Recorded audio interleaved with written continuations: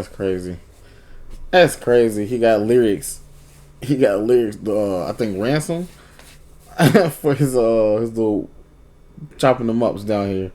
That's crazy. So welcome back, everybody. We're back with another Olamasama video, and this one's gonna be. I'm doing this one a little different. I'm just trying new stuff as far as these reactions go. So yeah, let's get into this one.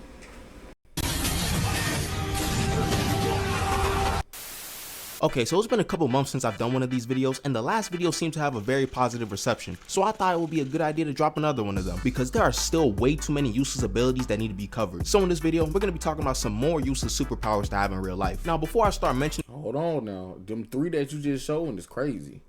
There's some new abilities. I wanted to address some of the grievances in the last video because there were quite a bit of them. First off, I want to address Akainu's devil fruit again, the magma fruit, and I will stand on this fruit being garbage in real life, because seriously, this fruit is way too destructive to even apply to real life scenarios. Sure, there's the Logia intangibility, but if you had the choice of Logia, there are way better and more convenient options. With this fruit, your only options are to either continue your regular life or become a world-renowned criminal. More on that later. And don't tell me that you'll be the best hero with— Wait, but wasn't he a Marine? Y'all, I ain't finished One Piece, y'all.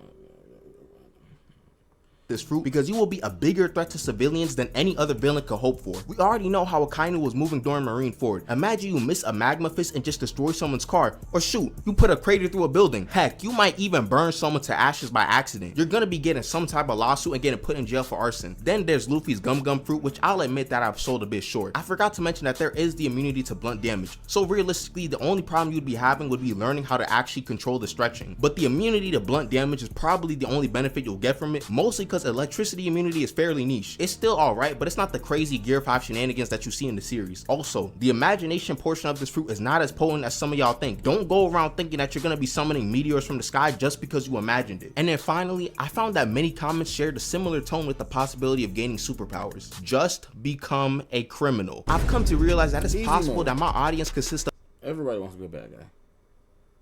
Of a lot more menaces than I previously thought, because some of y'all can't be trusted with powers. Now, contrary to popular belief, I am not a criminal, nor do I want to be a criminal if I had powers. Sure, no one would be able to stop you in theory, but then you gotta live the whole criminal lifestyle, like not associating with your family to preserve their safety, amongst other things, which is a lot less convenient than one would think. Then there were also people who were talking about world domination, and I believe that you guys should never ever get your hands on power. You'd be the mustache twirling villain that starts murking people for no reason. So with all that out of the way, it's time to finally talk about the first useless power on the list, One for All. Now this power is— bro, come on, bro. It's actually one of the worst you can get in real life, in my opinion, due to how much recoil there is on your body. First, that's because he wasn't trained up properly, though. And you probably knew somebody was gonna say that.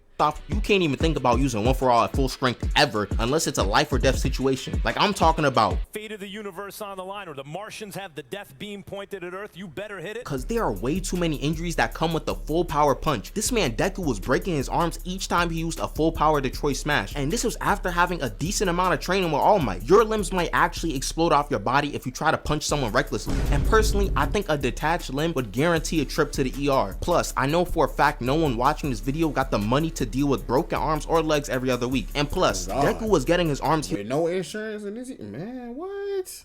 By Recovery Girl, so he ain't have to spend much time recovering from his injuries. You on the other hand will be waiting a calm 3 months to recover from shattered bones, not to mention the fact that Deku was suffering long-lasting damage after using his arms too much, so you can expect that to happen to you as well if you throw hands too much. But besides the potential of getting OD hospital bills, you also gotta remember that there's a chance you won't even be able to fulfill the full potential of One for All. Deku had so many resources at his disposal to help him train, and we don't have those UA level training facilities in the real world. Even if you manage to learn full Cowling, you better be real slow trying to raise the power of it. Number one, you're gonna have to be training by yourself, because I don't expect any human on Earth wanting to fight with someone who can punch out city blocks with ease. Number two, you're gonna have to follow the steps Deku was taking to a T and try your best not to mess up horrifically. What are you gonna do? You go 20% full Cowling immediately? That's just asking to mess up your body. Yeah, bro. And don't even talk— you ain't never heard of potential or prodigies? Bro, come on, bro. If I pop up with that power, bro, it ain't the damn thing I do with it.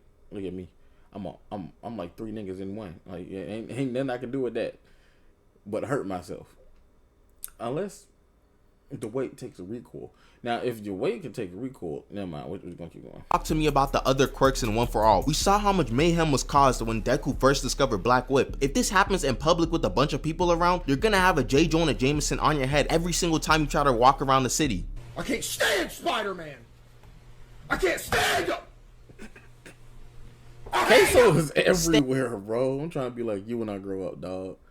I'm trying to blow up like Queso. In the My Hero verse, we got Dobby's cremation quirk, but honestly, this part is going to be mostly about Dobby, because it's truly a horrific combo for him. Essentially, Dobby's body is more resistant to cold temperatures than hot because of his mom, so anytime he uses his fire, he gets burnt, which means that he can't even use his power for real without literally cooking his skin. If you were in Dobby's situation, why would you ever use this quirk? It only seems to hurt you. Like, sure, you got strong flames, but I can get the same effect with an aerosol can and a lighter. Use this quirk too much and you'll just end up as a flaming corpse with no chance of recovery. I can see why bro was so mad with his brother, because I would be tight too. You're basically the failed experiment of the family. Now the last quirk I want to cover again is this freaking tail quirk, because I still got a lot of gripes with it. I talked about it in the first video, but let's be real, the channel was in a drastically different place than it is now. First off, I need you guys to level with me here. You guys can really call me anything, like stupid, short, a fraud, whatever, but one thing I refuse to be called is crazy for calling this quirk garbage, because quite frankly it's extremely useless. No matter what, you cannot convince me that this tail wasn't just some result of some radiation mutation.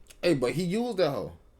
He used that hoe on the show. He used that milk or something that got passed down genetically. The doctors probably saw this kid with the big tail and realized that this kid got no quirk and were like, you know what? Just tell the kid that the tail is his quirk, that should work. Like, this thing just looks so inconvenient. I'm assuming that the tail just grew from the tailbone already in humans. So I can only imagine how annoying it would be to get clothes with this 3-foot appendage quite literally between your cheeks. You're gonna have to get your clothes tailor-made or something. Also, any description of this quirk is actively coping. Heck, anyone who thinks this is some S-tier quirk in general is just coping. Sturdy tail.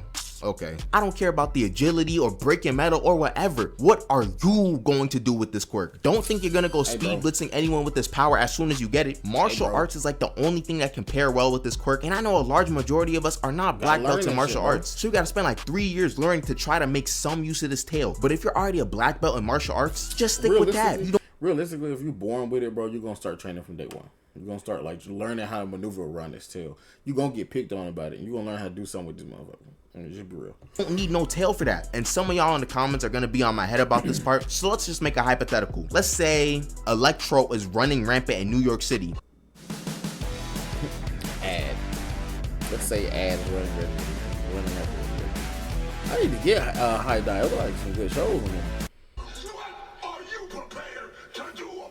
You use your tail to grab him, electrocuted. Try to jump in the air with your tail, electrocuted. Anything you do, you get bodied. And this will be very accurate to the show because I feel like I've only seen this guy get rocked. Next ability we got is another revisit. It's basically any big name key blast in Dragon Ball, like the Final Flash, the Kamehameha, Gallic Gun, etc. Now I know this one will be a bit controversial because we've all tried to fire off a Kamehameha. It's just the rite of passage. And quite frankly, if someone gave me the option to take key blast as an ability, I would definitely take it. But that still doesn't eliminate the fact that the strongest forms of these key blasts are way too strong to be practical in real life. Sure, the average pea shooter blast isn't blowing up the planet, but something like the Final Flash is a bit different. These blasts can level mountains easily. Heck, even charging one up is going to be felt by a lot of people. And then there's the grim possibilities of missing the blast. What happens if you blow up the moon by accident or on purpose? I know how some of y'all be moving. You are running the risk of destroying so many things. I always wonder that. I always wonder how they could fight on Earth so many times, discharge all these beams. And like when Vegeta first did the Final Flash, bro, you almost destroyed the planet, bro. The world every time you fire off one of these big name blasts. Legitimate question, what type of ops do you have in your life that requires a Gallic gun? Unless you are actively looking for violence and someone to blast. But think about it, if you could do a Gallic gun in real life, you wouldn't have no ops. Cause who finna try you? The government. That's it. Some pistol with the switch is getting the job done the same way. And I know a switch is illegal, but these big name blasts might as well be illegal as well. If you're new and enjoying the video so far, you might as well subscribe. We on the road to 50K, so I'd appreciate it a lot. Anyways, back to the video. Next up, I want to talk about how bad being a Jinchuriki would be in real life. My friend brought it up to me after my last video, and I thought it was a really good point. We all know that being a Jinchuriki in the Naruto world is garbage. You got organizations hunting you down and trying to murk you just because of the tailed beast inside of you. And then the village most of the time wants you dead and ostracizes you you from society. You get treated like a third-class citizen and a grade A threat. But in my opinion, the societal problems will probably not be as big of a deal in our world. The real issues start when you think about the fact that you have an actual demon inside of you and you have to try to control them. Cause oh my goodness, will these demons take the chance to run rampant? If you get someone like Shukaku, you're cooked. You can't get no sleep because Shukaku will take control as soon as you hit the bed. To be honest, you gotta have your emotions completely unlocked because you run the risk of having the tailed beast take over. And I know there's a lot of people who would let their tailed beast run rampant in a moment of weakness. You get your heart broken, boom, Kurama just destroyed half. I'm one of them because like my anger is a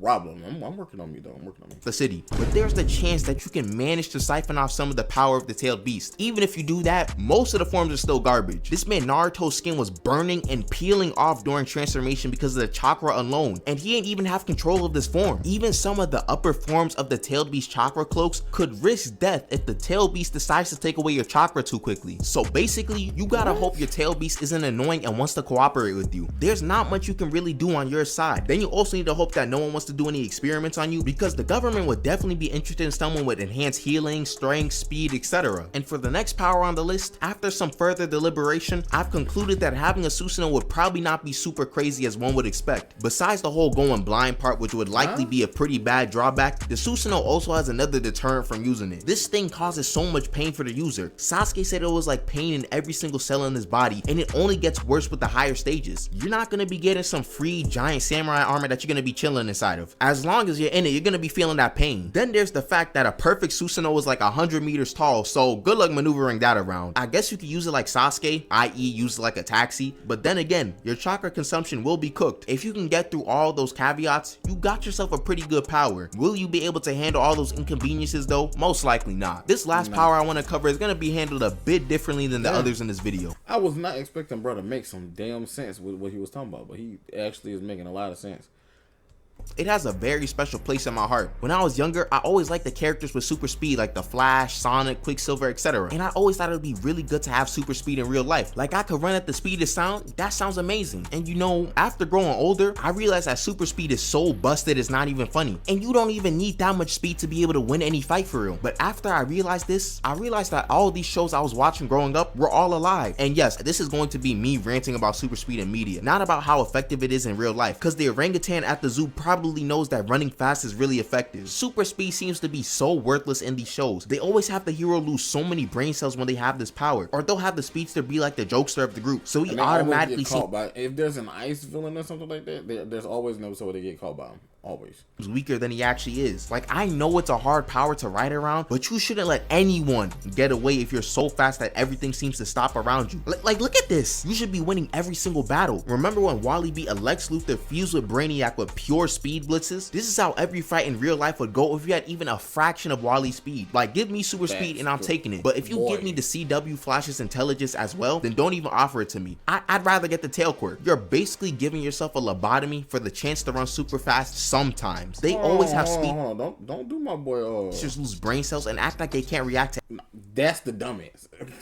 anything being thrown at them when they in fact can easily react and be untouchable. The only cons, if you can even call them cons with super speed, are time travel and super immense speed. Immense speed is only a con because it's kind of just overkill. Like, if you can run at 1% of the speed of light, you'll be more than fast enough to deal with most situations. You don't need to be gathering as much speed as possible to become some sort of god of speed. And if you constantly think that you need more speed, get help or please apply to be a Flash villain or something. Time travel will be kind of a negative because we don't know how it functions in our own world, so you'd actively be trying to learn about the implications and consequences when trying to make changes to the past. You'll probably make and erase a couple alternate timelines in the process, and no one got time for that, pun not intended. And if you try to operate on movie rules, you're actively self-sabotaging. Honestly, the CW Flash and other media have ruined super speed so much that I don't even want it anymore. In theory, you should be able to stop all crime, but there has to be some sort of curse or equivalent exchange when you get this power. The inevitable random IQ drops could truly be the end of some people's lives. Now, there are definitely other powers I want to cover, like Maharaga's adaptation or the Titan shifters, but that'll be for another part, assuming y'all want another installation. I really do like discussing these hypotheticals in our own lives. I hope you guys enjoyed the video, and thank you so much for all the support on the channel. With that being said, have a great day.